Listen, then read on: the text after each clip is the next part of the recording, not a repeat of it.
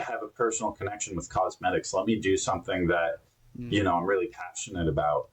And so we came up with the cooler. Well, I sent out the cooler drop to, 50,000 Chappy customers, and the conversion rate was like 0.1%. So clearly I misunderstood the market. And it turns out there's not a ton of overlap with cosmetics and outdoor coolers, just because they both insulate. So I realized at that point, I'm like, all right, well, I made a mistake, but now this needs to be its own brand. And then I can create an ecosystem of products around it, which we're just building out now. So we ended up calling the cooler Coolio, and we built a whole website around the brand Coolio, produced 500 coolers. I actually pre-sold like 100 of them, and then it was going great. I turned off the ads because I didn't want to be in the same situation I was in with Chappy, where, when we had our funds stolen, we had production delayed like 6 months, and customers were not happy. So I didn't want to repeat the same mistake. I turned off pre-orders, just got enough to go into production, nothing more. And we went through 5 versions of the cooler because the quality just wasn't there. The way it was designed wasn't perfect. It floated, but this was leaking into the water, this or that. The sound was muffled. I wanted it to be perfect. I wanted people to really love it because one of the best ways to get great marketing is just word of mouth. Just have a great product.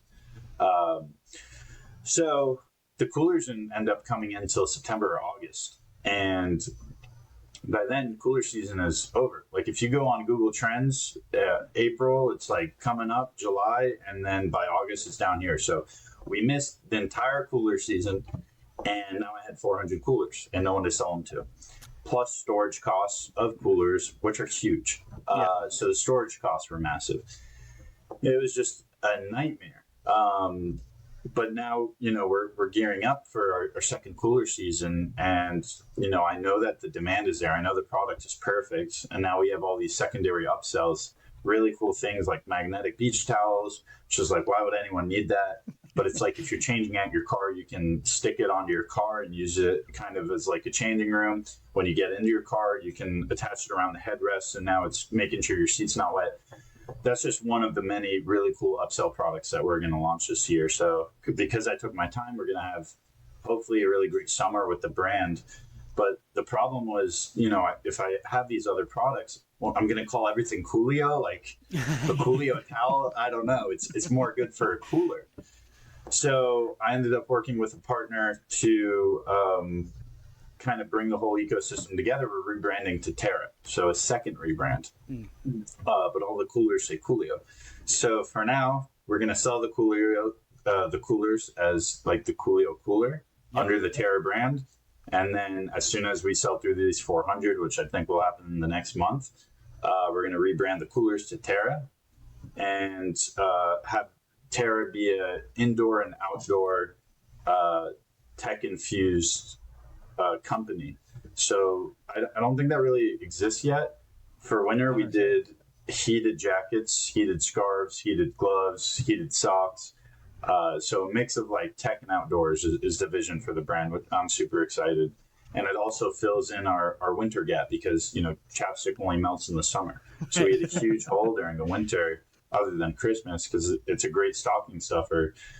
But, January, February, March, sales plummet. So this is a really good way to kind of get some winter sales with the winter gear, and then we'll have the summer things as well. I love it. It's so cool. And I'm a big fan of the cooler. As somebody who has spent a lot of time outside, often sunburned, having a drink or two, it's really, really cool. I'll make sure to drop the link in the show notes so anybody interested can, of course, check it out and help you get those 400 turned over. I think you bring up an interesting point, though. What's it been like going through a rebrand? With Chappy, it's impossible. Chappy is locked in. With Coolio, first the coolers were called Chappy. When I sent it out to 50,000 people, only like 5 or 6 bought. Changing the name to Coolio at that point was not hard. because no one knew about the brand or cared. Now with Coolio, we sold like another 100. So changing now from Coolio to Terra, now we have like 110 people who will be like, what happened? But it's still not like a critical mass. And I think it's important. And even though the cooler says Coolio, I think we'll probably keep the name of the cooler Coolio, but we're just going to put the brand on the cooler instead of the name of the cooler. So it'll probably always be the Coolio cooler by Terra. Yeah, that makes a ton of sense. Mm-hmm. I want to swing back around though, because we've talked about some social media stuff, and that's originally what kicked all of this off, right? Is going viral on social media. So, I mean, how do you see the role of content creators evolving in like brand growth?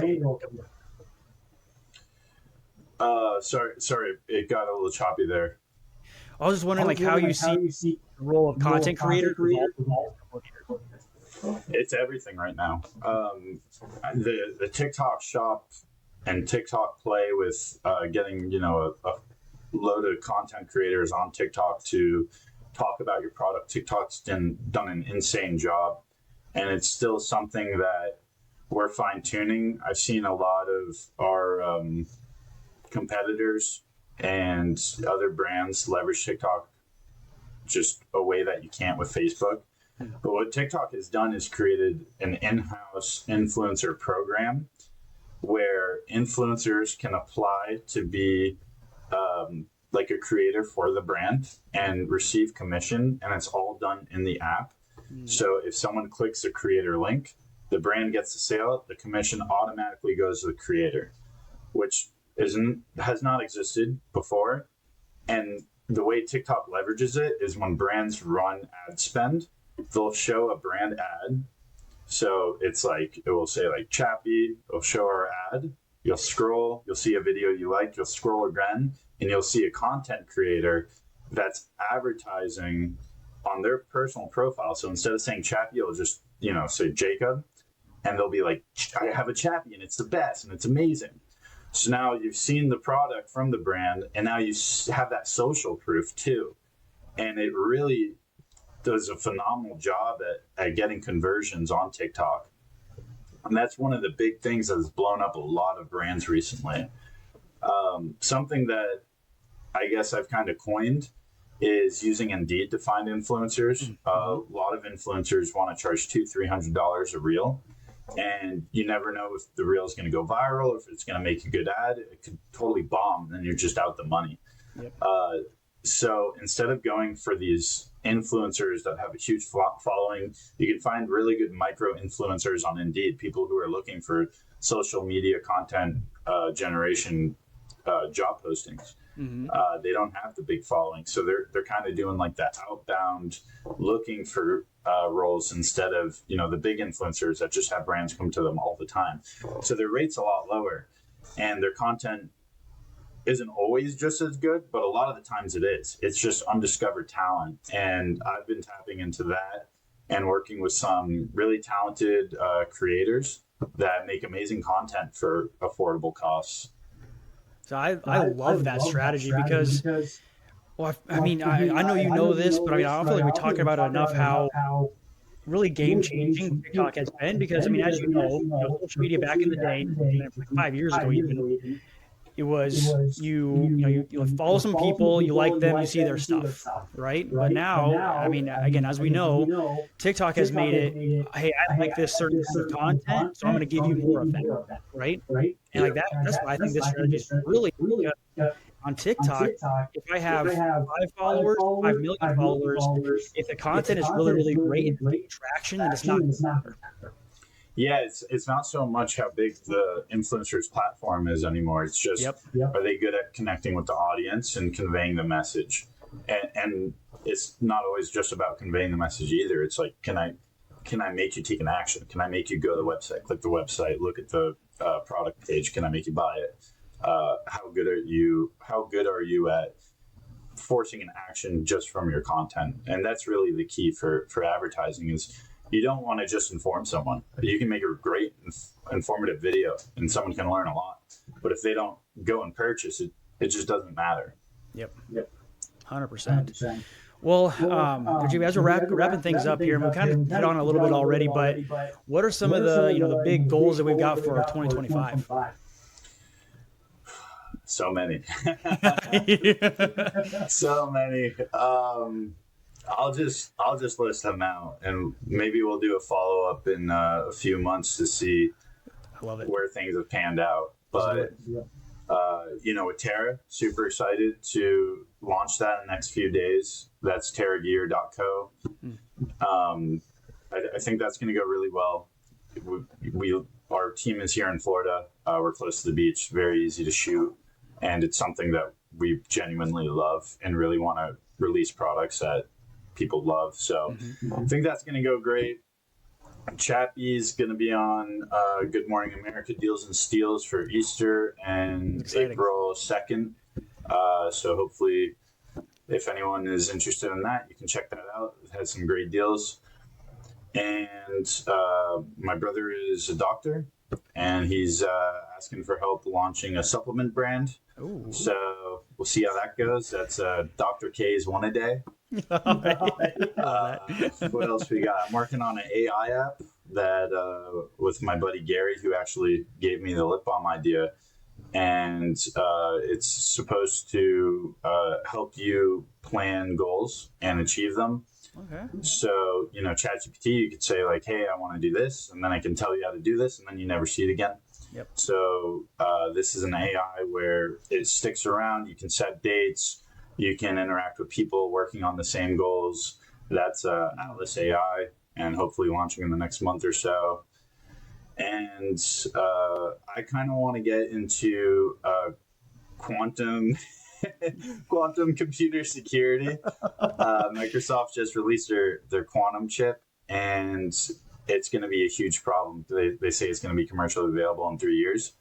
And encryption and crypto are both at risk with quantum computing. It can crack both of those things in seconds. So I think there's a huge play there. And, AI is pretty saturated, but quantum, like, no one's looking at it.